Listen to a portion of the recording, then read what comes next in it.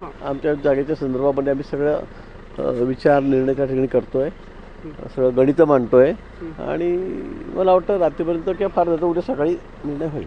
गुलाबराव पाटील नाराज होऊन निघालेले आहे. अजिबात नाही, नंतर रात्री ते खुश होतील. आणि त्यात आपलं दोघं पक्षांची चर्चा चालू आहे, मात्र अजित पवार गटाला पण अलिप्त ठेवलेला पाहायला मिळतात आहे. नाही, त्यांच्याशी फोनवर आमचं बोलणं सुरू आहे. ते सुद्धा कोण म्हणतं अनिलदादाशी चर्चा नाही झाली माझी, खालच्या लोकांशी बोलतोय. शेवटी फायनल झालं अनिलदादा नंतर आम्ही शेवटी बोलू. महायुती भक्कम आहे का? पण भक्कम आहे, आपल्याला बघायला मिळेल. आता काय 2 दिवस तर राहिलेत, उद्याचा दिवस राहिलेला आहे. सगळा निर्णय होईल आणि योग्य असा निर्णय होईल.